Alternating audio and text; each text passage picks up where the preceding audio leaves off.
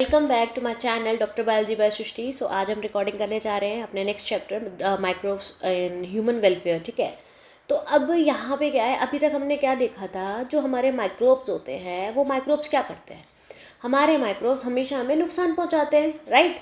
But अब हम क्या पढ़ेंगे, जो हमारे माइक्रोब्स हैं वो नुकसान के साथ साथ, देखो ऐसा नहीं है कि हमेशा माइक्रोब्स नुकसान ही पहुंचा रहे हैं, ठीक है, या फिर बैक्टीरिया, ईस्ट, फंगस, इनके फॉर्म में बात कर रही हूँ, तो ऐसा नहीं हमेशा वो नुकसान पहुंचा रहे हैं हमारे पास। अब हम जो चैप्टर पढ़ने जा रहे हैं उसमें बस एक चीज़ पढ़नी है कि अब वो चीज़ कैसे आपको फ़ायदा दे रही है, राइट। इतना क्लियर है। आगे बढ़े, शुरू करें अपना चैप्टर। तो सबसे पहले वेलकम बैक अगेन एंड मैं बस इतना बोलूँगी कि हम इस चैप्टर को शुरू करते हैं। और लाइक करो, सब्सक्राइब करो, शेयर करो, जिसको ये नीड है उसको आप ये ट्रांसफ़र करो। क्लियर है? चलो आ जाओ, पढ़ते हैं। हाँ, सबसे पहली लाइन आती है यहाँ पे माइक्रोब्स के बारे में, है ना।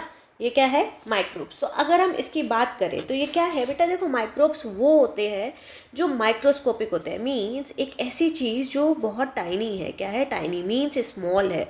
मीन्स हम ये बोल रहे हैं माइक्रोब्स हमारी नेकेड आई से देखने को नहीं मिलते हैं। क्लियर है? तो microbes are microscopic organisms present in diverse environment. बहुत सारे डाइवर्स इन्वायरमेंट में वो प्रेजेंट होते हैं, ठीक है। जैसे कि यहाँ पे एनसीईआरटी ने सबसे पहले दे रखा है कि वो हॉट थर्मल वेंट में भी प्रेजेंट होते हैं। तो देखो बेटा, वो जो ये बात कर रहा है मैं वहाँ पे भी समझा दूंगी, बट एक बार फिर से मैं यहाँ पे समझाना चाहूँगी। तो होता क्या है, देखो सबसे पहले ये बात समझो। देखो, अगर हम बात करते हैं टेम्परेचर की, ठीक है, हम क्या किसकी बात कर रहे हैं बेटा? टेम्परेचर की बात करें कि वहाँ पे भी क्या प्रेजेंट है? बैक्टीरिया। मीन्स आप ये समझो कि जब एक ज़रा सा टेम्परेचर बढ़ता है तो हमारी बॉडी डिसफंक्शन या मेल फंक्शन करने लग जाती है, ठीक है। हमारा दिमाग ढंग से काम नहीं करता, वहाँ पे बैक्टीरिया प्रेजेंट है। तो बैक्टीरिया तो बहुत खतरनाक है। होता क्या है, और ये ऐसा उसमें क्या है जो टेम्परेचर भी रजिस्ट कर जाता है। तो होता क्या है कि आपके दो टाइप के बैक्टीरियाज होते हैं, ठीक है। कितने टाइप के हैं? दो टाइप के बैक्टीरिया। तो पहला बैक्टीरिया आता है आपका यू बैक्टीरिया, या फिर यहाँ से अब पहला नहीं, इसको दूसरा मान लो। उससे पहले यहाँ पे मान के चलो कि एक आता है आपका आर्की बैक्टीरिया। क्या होता है? Archie bacteria.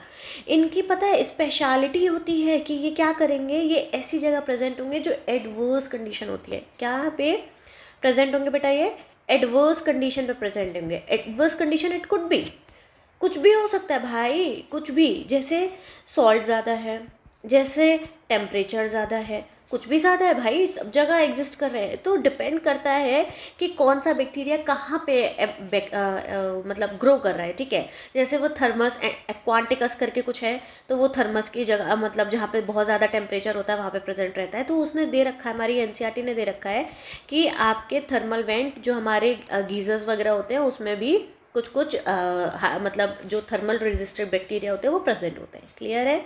इतना समझ आया? तो माइक्रोब्स बेटा गुड भी होते हैं और आपके बैड भी होते हैं। तो यहाँ पे क्लासीफाई कर रखा है कि एक हाउस होल्ड में बैक्टीरिया और हमारे इंडस्ट्रियल बेवरेजेस, बहुत सारी चीज़ें हैं जिसमें आपका बैक्टीरिया यूज़ होता है, ठीक है।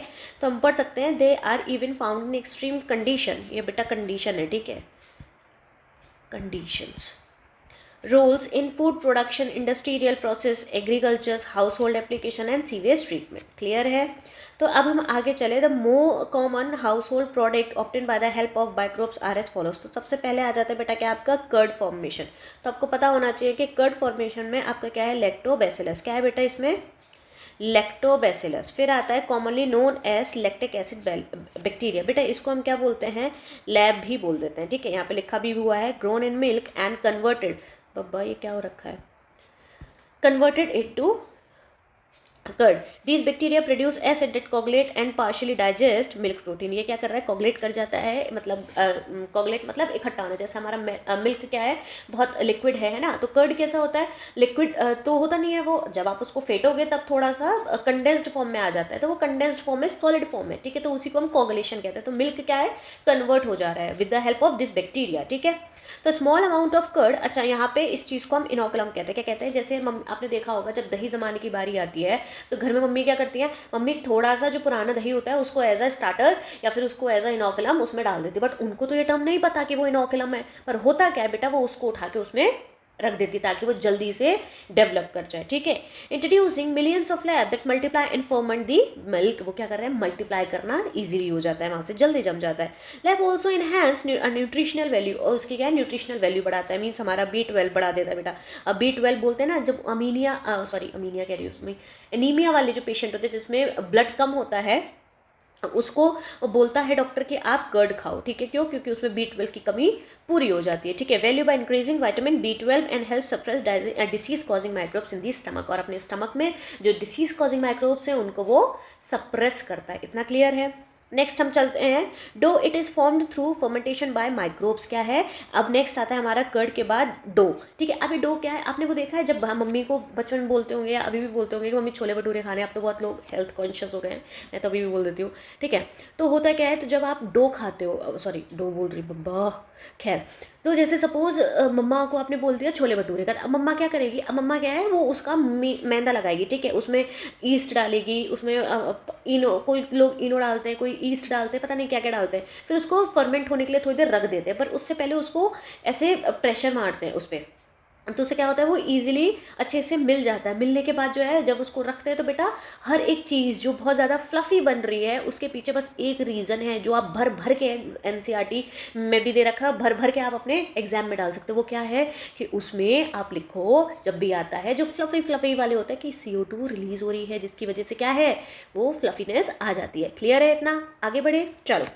Dough it is form through fermentation by process typically using baker yeast, क्या बोलते हैं इसको, बेकर ईस्ट। अच्छा, यहाँ पे बेकर ईस्ट अलग है, ठीक है, फिर ब्रूअर ईस्ट अलग है, तो आपको ईस्ट के नाम याद रखने पड़ेंगे, दैट्स इंपॉर्टेंट, ठीक है। आपको अभी कोगुलेशन वाले नाम याद रखने पड़ेंगे, बायो कंट्रोल याद रखना पड़ेगा, तो आपको इसमें सबसे ज़्यादा फंगस, इंसेक्ट्स बोल रही हूँ, फंगस, बैक्टीरिया, ईस्ट, इन सब के नाम याद रखने पड़ेंगे। क्लियर है?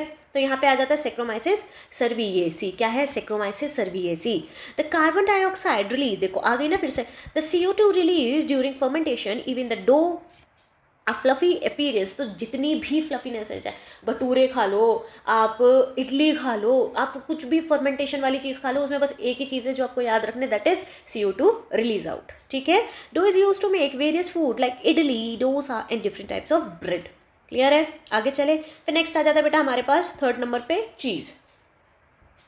It is form through partial milk degradation using specific microbes. अब चीज़ कैसे बनते हैं? स्पेसिफिक माइक्रोब्स का यूज़ करके। द टेक्सचर एंड फ्लेवर, ये कुछ नहीं है, very depending on the microbes use. अब डिपेंड करता है बेटा आप कौन सा जैसे सपोज मतलब कौन सा माइक्रोब्स यूज़ कर रहे हो चीज़ बनाने के लिए। तो एक यहाँ पे बहुत फेमस है स्विस चीज़, तो पेप्रोनोई बैक्टीरियम सरमानी, ठीक है, या सरमनी, या फिर जैसे उधर बहुत शर्म आ रही है इसको, तो ये क्या कर रही है, ज़्यादा CO2 रिलीज़ कर देती है, ठीक है, शर्म के चक्कर में ज़्यादा CO2 रिलीज़ कर देती है और बहुत बड़े बड़े होल बना देती है। तो आपने वो देखा है, टॉम एंड जेरी देखा है, तो टॉम एंड जेरी क्या करता है, टॉम एंड जेरी जेरी को पकड़ने के लिए टॉम बार बार चीज़ का टुकड़ा रखता है, ठीक है, तो उसमें वो जो बहुत बड़े बड़े से होल होते हैं ना, वो यही है वो, ये, ठीक है, और इसी को अपन स्विस चीज़ कहते हैं। क्लियर है?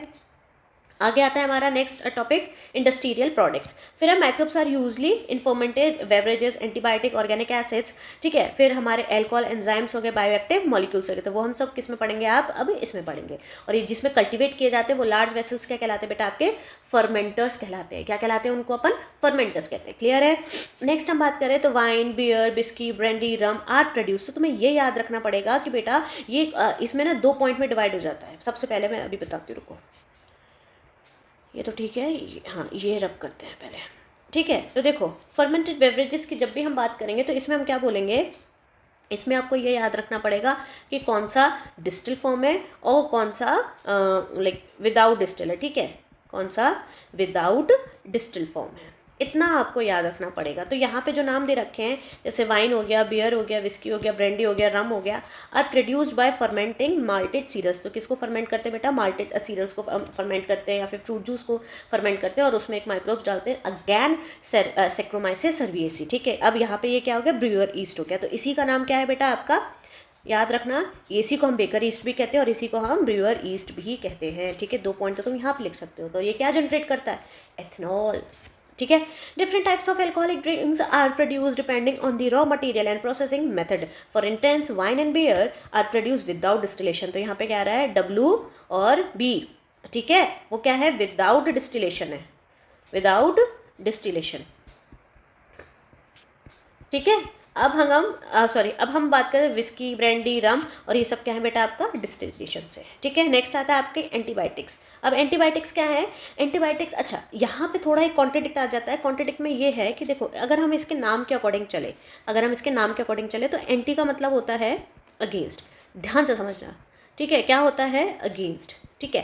तो अगर कभी आता है क्वेश्चन आपके बोर्ड्स में, तो आप यहाँ पे लिख सकते हो कि यहाँ पे एंटीबायोटिक है, तो अगर आप ऐसे थोड़ा डिफ्रेंशिएट करके लिखोगे ना तो एग्जामिनर पे अच्छा इंप्रेशन पड़ेगा, आपकी कॉपी अच्छी लगेगी। ठीक है।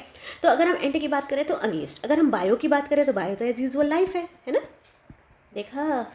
फिर अगर तो इसका इसका मतलब क्या हुआ? अगेंस्ट। अगर हम इसको कंक्लूड करें बेटा तो इसका मतलब क्या हुआ? Against life. पर बेटा ये अगेंस्ट लाइफ हमारे लिए नहीं है, किसके लिए है? उस ऑर्गेनिज्म के लिए, उस पैथोजन के लिए जो हमें इन्फेक्शियस या इन्फेक्शन कॉज कर रहा है। क्लियर है? तो आप इसको इतना तो लिखोगे, पर साथ में फिर ये वाली लाइन भी मेंशन करना मत भूलना। ठीक है। These are chemical produced by certain microbes or to kill or inhibit the growth of other harmful microbes। ठीक है। फिर सबसे पहले एंटीबायोटिक आ जाती है डेट कॉल पेनिसिलिन। ठीक है। पेनिसिलिन किसने डिस्कवर की थी बेटा? अलेक्जेंडर फ्लेमिंग ने, from the mould of Penicillium notatum. ठीक है। While working on staphylococci. किस पे काम कर रहे थे बेटा? वो स्टेफाइलोकोकाई पे काम कर रहे थे। और स्टेफाइलोकोकाई पे काम करते करते उन्होंने क्या डिस्कवर कर दिया बेटा? पेनिसिलिन डिस्कवर कर दिया। इसकी स्टोरी तो सुनी होगी, इंटरेस्टिंग है ना? It is used to treat various bacterial infection by inhibiting the formation of the bacterial cell wall leading to the bacteria death। तो ये क्या कर रहा था? ये आपका बैक्टीरियल सेल वॉल को मतलब इनहिबिट कर रहा था, बनने से रोक रहा था, जिसकी वजह से जो बैक्टीरिया थी उसकी क्या हो रही थी? डेथ हो रही थी। समझ आया?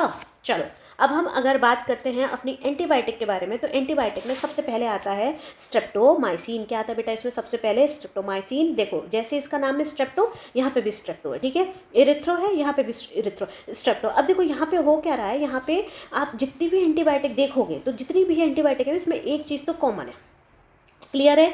इरिथ्रो की बात करें तो यहाँ पे तुम्हें कॉमन मिल जाएगा, पर सब में नहीं है, केवल एक में है, तो इसका थोड़ा सा यहाँ पे ध्यान रखना। ठीक है। फिर आते हैं हम ऑर्गेनिक एसिड्स पे। अब ऑर्गेनिक एसिड में बात करें तो एक सबसे पहला आता है आपका सिट्रिक एसिड। अब वो क्या है? फंगस से प्रोड्यूस हो रहा है, एस्पार्जिलस नाइगर। क्या है? एस्पार्जिलस नाइगर। अब क्या है? ऐड यूजेस क्या है? ऐड सोर टेस्ट, मतलब अगर खाने में कुछ खट्टा टेस्ट डालना है तो आप इसको सिट्रिक एसिड को यूज़ कर सकते हैं। क्लियर है? सॉफ्ट ड्रिंक्स में यूज़ होता है। ठीक है। तो ये यूजेस भी आपको याद रखने पड़ेंगे। फिर आता है एसिटिक एसिड। ठीक है। एसिटिक एसिड जो है आपका एसिटोबैक्टर एसिटी है, तो यहाँ पे तुम्हें थोड़ा सा नाम याद रखना ईजी हो जाएगा। Citric acid, aspergillus niger. ठीक है। फिर एसिटिक एसिड, एजिटोबैक्टर एसिटी, ये क्या है बेटा? बैक्टीरिया है, तो तुम्हें ये भी थोड़ा देखना पड़ेगा, ये फंगस है, ये बैक्टीरियम है। फिर used in sauces, ketchup, mayonnaise and pickle. ठीक है। तो ये अब डिफरेंट प्रोडक्ट्स हो गए, फूड प्रोडक्ट्स हो गए, तो हम तो हाउस होल्ड मतलब हम तो गुड्स की बात कर रहे हैं ना, कि माइक्रोब्स, वो माइक्रोब्स जो हमें हेल्प कर रहे हैं किसमें? एक अच्छा कुछ बना के दे रहे हैं। तो ठीक है, ज़रूरी नहीं है, हम वही बात कर रहे हैं ना। तो उसमें सबसे पहले क्या आ गया बेटा? अब भी याद करो, सिट्रिक एसिड आ गया, एस्पार्जिलस नाइगर जो कि फंगस है, क्या कर रहा है? खट्टापन ऐड कर रहा है किसमें? खाने में। ठीक है। कोल्ड ड्रिंक्स में मिल रहा है, फिर मतलब सॉफ्ट ड्रिंक्स में। फिर एसिटिक एसिड की बात कर रहे हैं तो वो क्या है? एजिटोबैक्टर एसिटी, जो कि क्या है? हमारा बैक्टीरिया है, ध्यान रखना। ठीक है। जो कि किसमें मिल रहा है? सबकी फेवरेट मेयोनीज, मोमो के साथ थोड़ी मेयोनीज डाल दे। ठीक है। फिर आता है ब्यूटारिक एसिड। अब ये क्या है? क्लॉस्ट्रीडियम ब्यूटिलिज्म। ठीक है, या बोटेलिकम। अब ये क्या है? आपका बैक्टीरिया है, यूज्ड अ फ्लेवरिंग एजेंट। ये कैसे काम करता है बेटा? आपका फ्लेवरिंग एजेंट की तरह काम करता है। फिर आता है लैक्टिक एसिड। अब भी इसका बेस्ट एग्जांपल हमने देखा था। ठीक है। पर फिर भी उसके अलावा हम भी हमारे पास है, lactic acid is used in pickle, can fish, as a food preservative. तो बेटा ये प्रिजर्वेटिव की तरह भी काम करता है। इतना क्लियर है? कोई दिक्कत तो नहीं है? चलो अब इसको एक बार फटाक से ज़रा देख लो, तब तक मैं पानी पी लेती हूँ।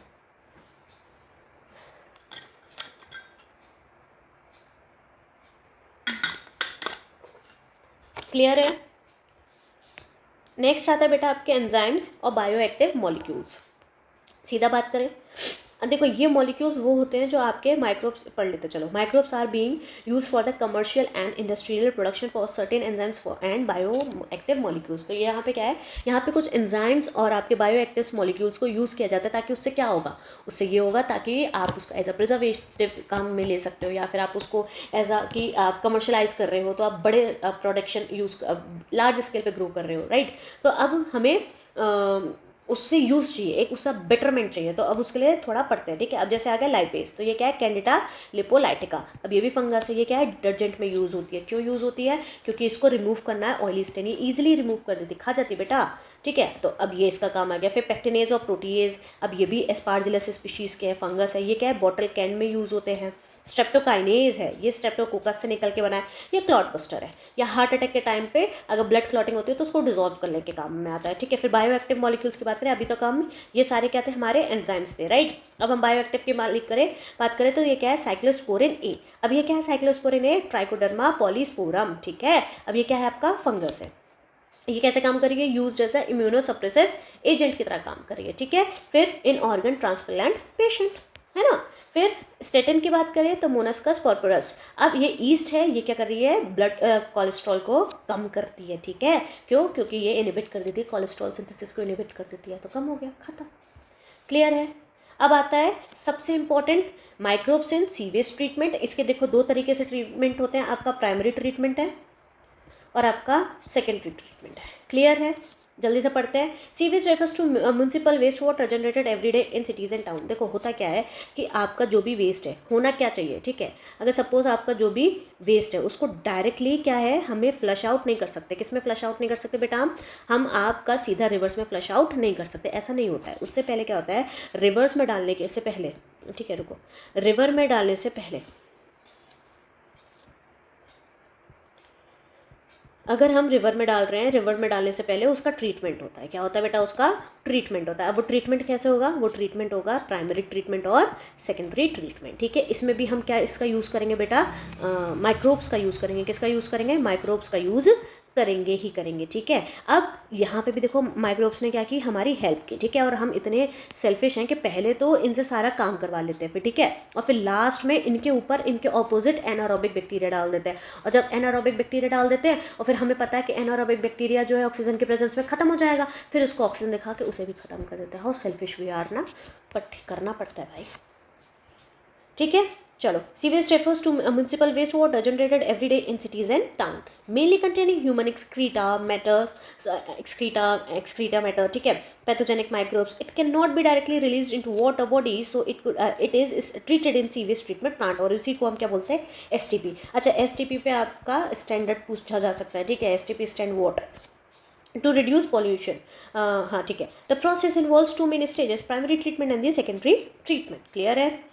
प्राइमरी ट्रीटमेंट के सबसे पहला steps involve the physical removal. अब सबसे पहले कि जो टैंक है उसमें से आपका क्या है, जितने भी सॉलिड पार्टिकल्स है उसको रिमूव किया जाता है, ठीक है, थ्रू दी फिल्ट्रेशन और सेडिमेंटेशन के प्रोसेस से। फिर जितनी भी डेब्रीज है उसको रिमूव किया जाएगा वायर माइस से। जैसे हम वो छान नहीं लेते, ऐसे करके हम इसको छान लेंगे जितने भी फ्लोटिंग। अब ज़रूरी थोड़ी है बेटा कि उसमें केवल और केवल वेस्ट मटीरियल के साथ कुछ भी नहीं मिला होगा, है ना। जो ऊपर जो तैर रहा है उसको हम अलग निकाल लेते हैं, ठीक है। फिर followed by sedimentation in settling tank. अब वो जो सेडिमेंटेशन है उसको अपन क्या करते हैं, ट्रांसफर कर लेते हैं to remove the grit like soil and pebbles. फिर उसको सॉइल पेबल्स इन सबको रिमूव कर लेते हैं, ठीक है।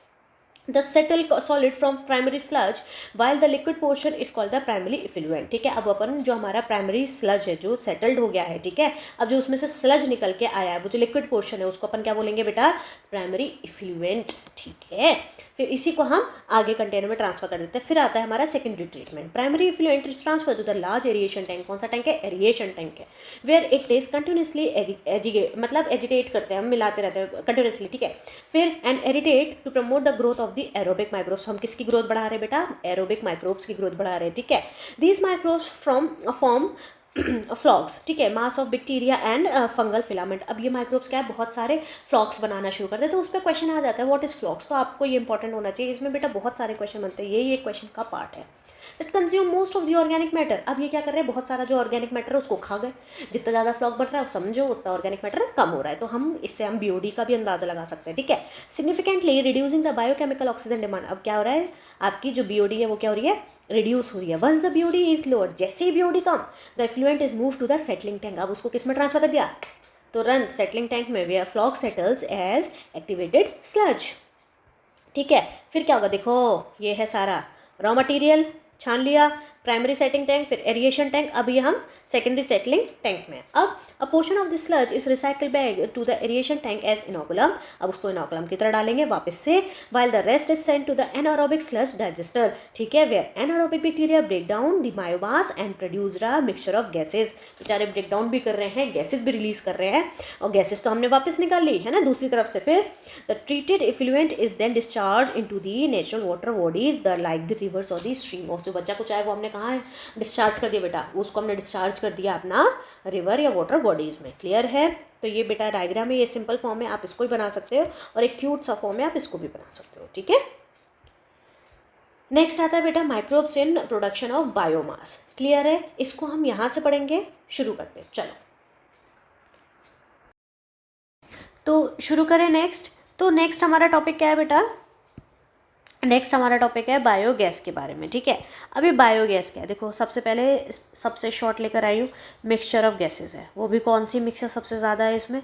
गैस के फॉर्म में मीथेन। ठीक है, कैसे प्रोड्यूस होती है? माइक्रोबियल एक्टिविटी से प्रोड्यूस्ड होती है। क्लियर है?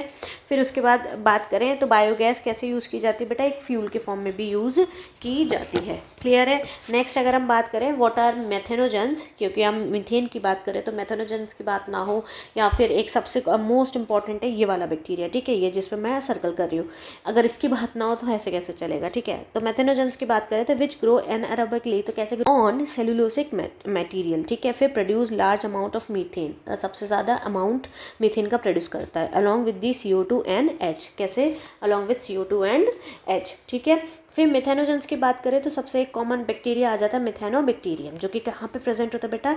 एनारोबिक स्लज में प्रेजेंट होता है, या फिर आपका एनारोबिक स्लज में प्रेजेंट होता है, या फिर आपका रूमेन में प्रेजेंट होता है। रूमेन बोले तो आपका जो आपकी गाय है उसके पेट में प्रेजेंट होता है। ठीक है, रूमेन ऑफ कैटल। ठीक है, इसलिए जो हमारी और जो कैटल डंक है उसको अपन क्या बोलते हैं बेटा? गोबर बोलते हैं। क्या बोलते हैं? गोबर। और इससे जो गैस प्रोड्यूस होती है उसको अपन क्या बोलते हैं? गोबर गैस। ठीक है, इस पॉइंट को मेंशन कर लेना।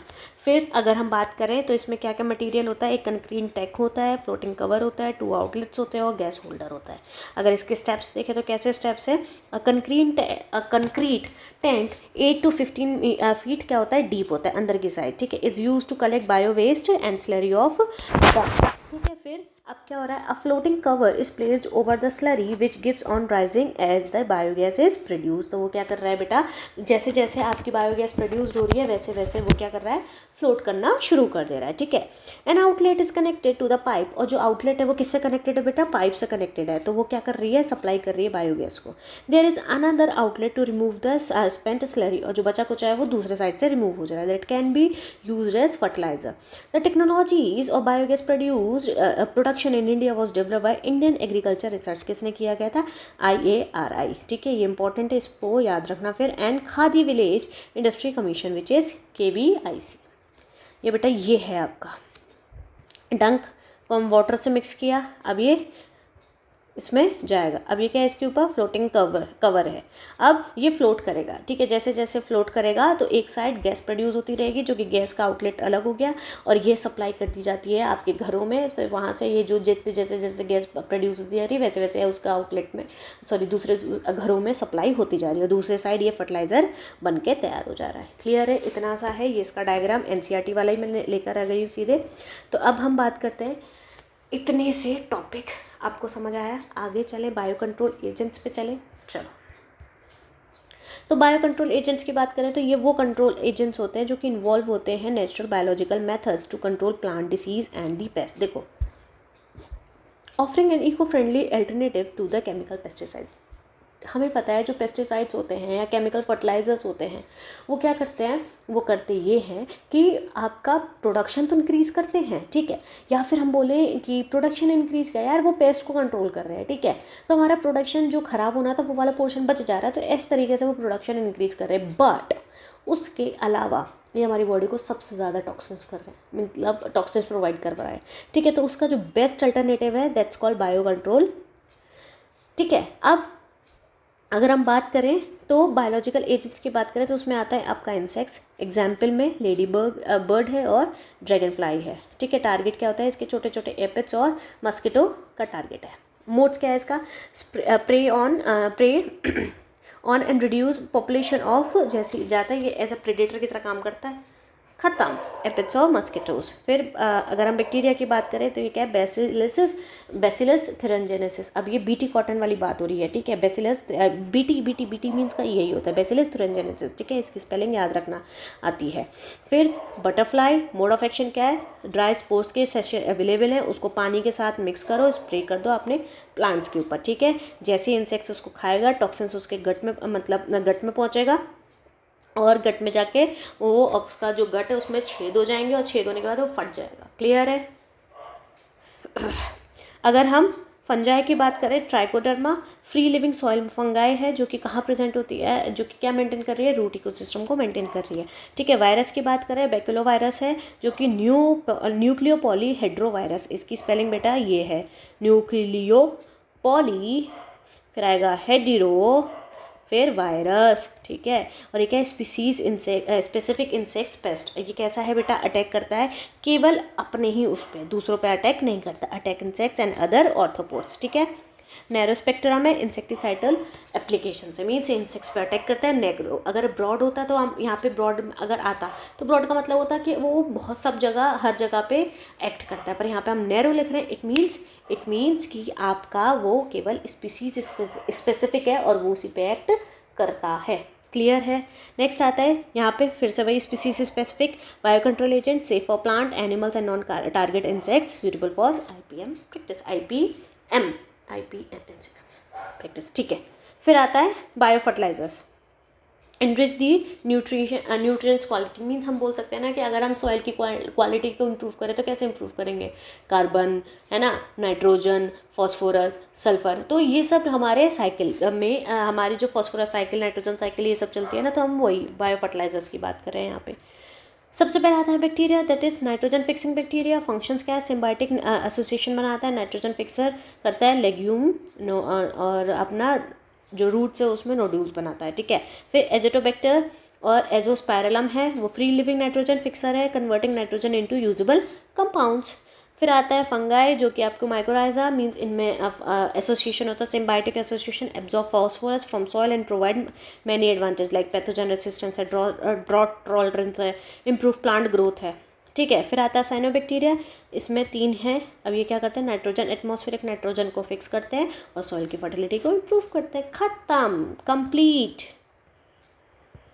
खत्म, टाटा बाय बाय, हो गया, ठीक है। चलो अब इसकी एनसीईआरटी देख लें। ये देखो यही था, पढ़ लिया, खत्म। यहाँ पे लिखा हुआ ये वाला पॉइंट, ये रहा, ठीक है। रुको, deep inside the geyser thermal vent where the temperature may be high as, इससे आएगा मज़ा, ठीक है। सॉइल, अब यहाँ पे पता नहीं इन्होंने दे रखा है या नहीं, पर ये एरोबिक बैक्टीरिया की बात हो रही है, किसकी, आर्की बैक्टीरिया की एरोबिक बोल रही हूँ, ठीक है। फिर नेक्स्ट चलते हैं, तो बेटा ये कुछ आपके शेप दे रखे हैं बैक्टीरियाज के, ठीक है, एक बार देख के चले जाना। फिर अगर हम बात करें, देखो लैब की बात कर रखी है, during growth lab produce acid that partially digest the milk protein, ठीक है। फिर क्या है, इसमें विटामिन B12 को बढ़ाता है। Lab play very important role, ठीक है। डिसीज चेकिंग, ये देखो ये microbes, the dough which is use, dough की बात हो गई, CO2 गैस की बात हो गई यहाँ पे। फिर अगर हम बात करें, इडली की बात हो रही है, एक और है सैक्रोमाइसिस सर्वियसिस, तो ठीक है। यहाँ पे टोडी की बात नहीं हुई है, स्विस चीज़ की बात हो गई, रॉकफोर्ट चीज़ है एक यहाँ पे, ये बैक्टीरिया इसका है आपके स्विस चीज़ का, रॉकफोर्ट चीज़ का बैक्टीरिया इसमें, सॉरी ईस्ट इसमें दे नहीं रखी है, ठीक है। ये फंजाई से, अच्छा रॉकफोर्ट चीज़ जो है आपका फंजाई से बन रही है, ठीक है। फिर उसके बाद हाँ ये रहा toddy, a traditional drink of some part of southern India, it made by the fermenting sap of palm, ठीक है, जो सैप होता है उससे फर्मेंट करके बनाई जाती है, ठीक है।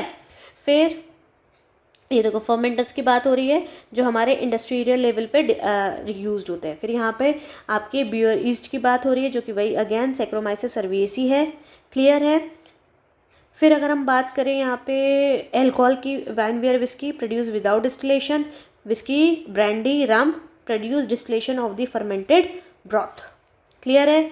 फिर एंटीबायोटिक की बात हो रही है, एंटीबायोटिक में देखो यहाँ पे दे रखा है Greek word that means against and bio means life, together they be against life. In context of disease causing organism, disease के अगेंस्ट में बात कर रहा है, ठीक है। फिर where as the reference to the human being they are the pro life and not the against, वो उनके सेव करता है हमारी लाइफ, अगेंस्ट नहीं है, क्लियर है। फिर antibiotic are chemical substance which are produced by some microbes and kill to और retard the growth of the other, ठीक है। फिर यहाँ पे स्टेफाइलोकोकस, पेनिसिलियम नोटेटम, ये अभी सब पढ़ाया है, ठीक है। फिर यहाँ पे कहानी भी दे रखी है, ठीक है।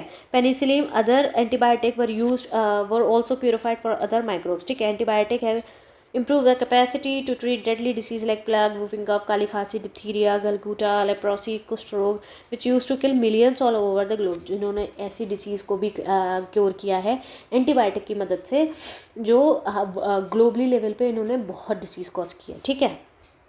फिर आ जाता है आपका सेम एस्पार्जिलस, फिर आता है क्लोस्ट्रीडियम, लैक्टोबैसिलस, सर्विएसी, ठीक है।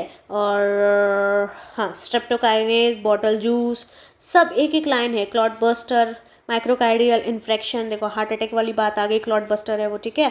फिर साइक्लोस्पोरिन, ट्राइकोडर्मा, पॉलीस्पोरम, ठीक है। ब्लड कोलेस्ट्रॉल लेवल हो गया। फिर यहाँ पे आगे लोअरिंग कर रहा है, मतलब कोलेस्ट्रॉल लेवल कम कर रहा है, ठीक है। फिर सीविस ट्रीटमेंट की बात आ गई, सीविस ट्रीटमेंट में हमारा एसटीपी आ गया, अभी पड़ा है ये बेटा, कुछ इस तरीके से दिखते हैं, ठीक है। फिर primary treatment, primary sludge, secondary flocs, देखो mass of bacteria association with the fungal filament to form mass like structure, clear है।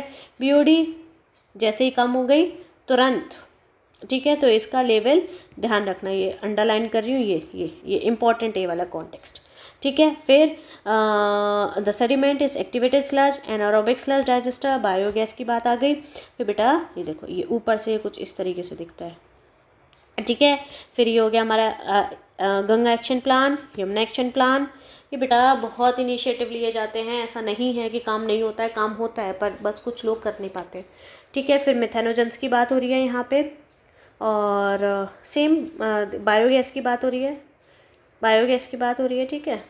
गोबर गैस, ये रहा, ये पूरा ये जो अभी बताया मैंने, बायोगैस प्लांट 10 to 15, बेटा सब अभी पढ़ा है, देखो ये सारी लाइन बहुत इंपॉर्टेंट है, ठीक है।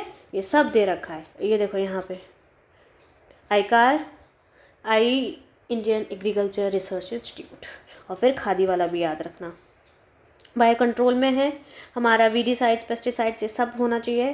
फिर कन्वेंशनल मेथड जो हमारी इजीली फार्मिंग प्रैक्टिस के लिए, ठीक है। फिर यहाँ पे बहुत सारे आपके देखो ये आ गया, ठीक है।